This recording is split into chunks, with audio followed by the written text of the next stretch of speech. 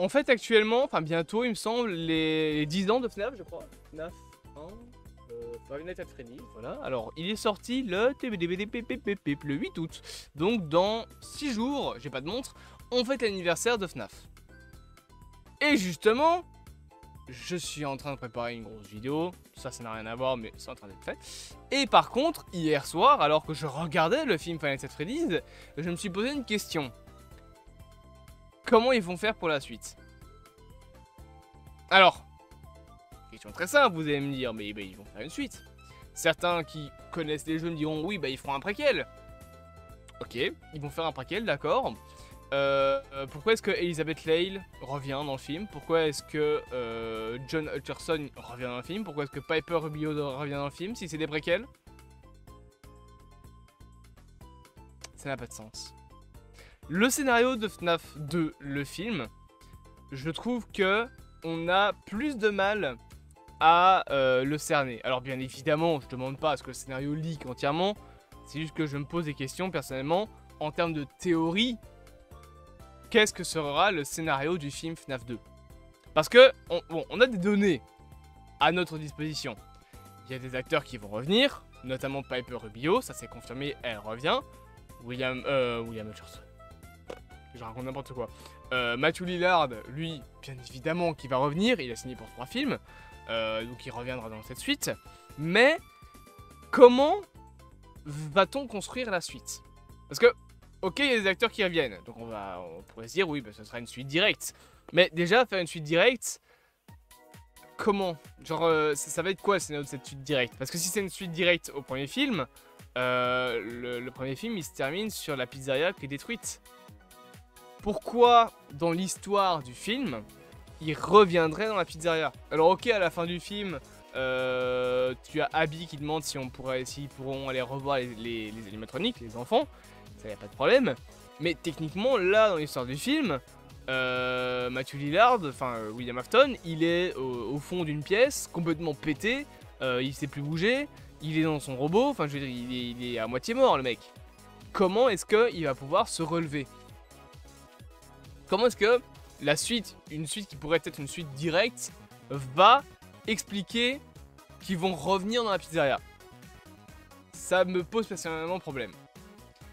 Et en plus de ça, on a d'autres informations, d'autres données qui rentrent en contradiction avec la théorie de la suite directe pour le film. Parce que si c'était une suite directe, ok, ça c'est pas la bonne image.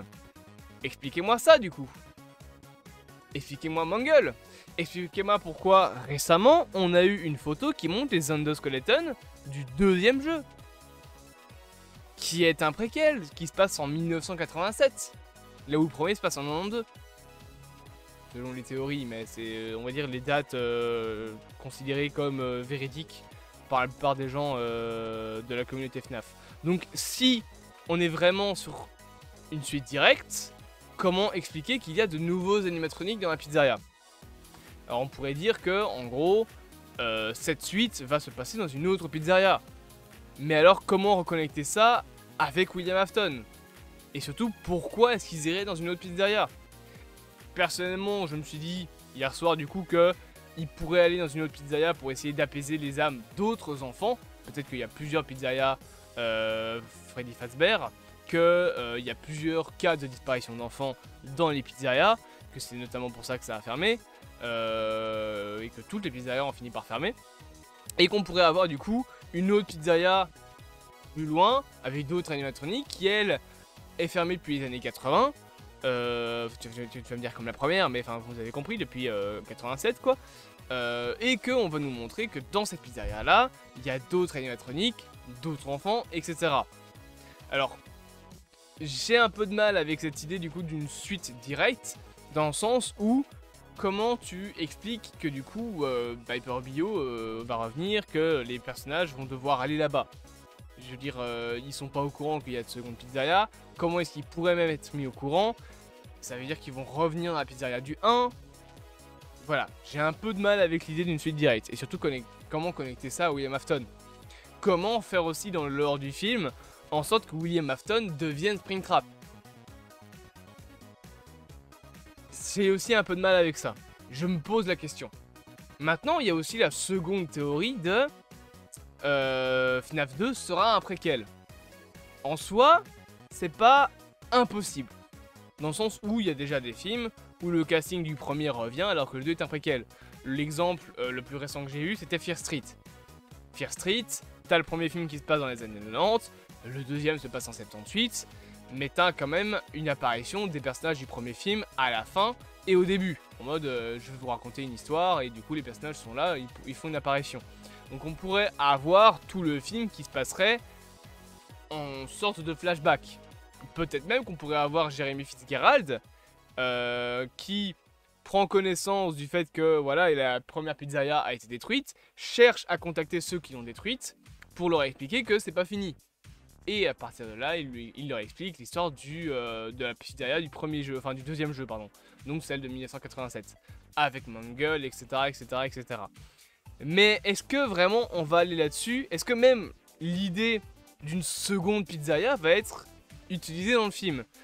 Personnellement, je pense que seconde pizzeria, il y aura. Parce que je veux dire, encore une fois, il y a des nouveaux animatroniques qu'on n'a jamais vus. Comment expliquer dans le lore que eux vont apparaître dans le second film alors qu'ils n'étaient pas dans la pizzeria du premier? Dans la pizzeria du premier, on a vu toutes les pièces. On sait à quoi elles ressemblent. Il n'y a pas ça. Il n'y a pas ces animatroniques là. Et tu vas pas me sortir une pièce qui est sortie de nulle part. Comme dans le jeu là où il y avait la safe room. Où tu avais le costume de Spring Bonnie. Ça, c'est pas très réaliste. Condamné comme. Enfin, c'est réaliste, mais enfin voilà, ce serait un peu con de. Ouais, en fait, c'est une pièce qui est condamnée où il y a d'autres animatroniques. Ça aurait, de 1, pas de sens. De 2, si c'est pour juste rajouter des animatroniques dans le film, c'est pas très intéressant. Ensuite, la deuxième question que je me pose moi personnellement, c'est quelle sera la menace de ce second film? Est-ce qu'on repart sur William Afton? Mais encore une fois, comment expliquer que William Afton va se relever? Enfin, je veux dire, William Afton, il est encore dans la première pizzeria. Encore une fois, dans son costume de Spring Bonnie, il vient de se faire Springlock, il est complètement pété, ses os ont craqué, sa chair a été broyée, il a réussi à peine à relever la main avant de claquer au sol là. Comment est-ce qu'on va expliquer que lui va revenir? Est-ce qu'on va avoir un second antagoniste? Est-ce qu'on va avoir peut-être la famille Afton, etc. Je ne sais pas. Je me pose personnellement des questions. Comment ils vont faire pour ce second film? Je pense que l'idée la plus probable sera probablement la seconde pizzeria.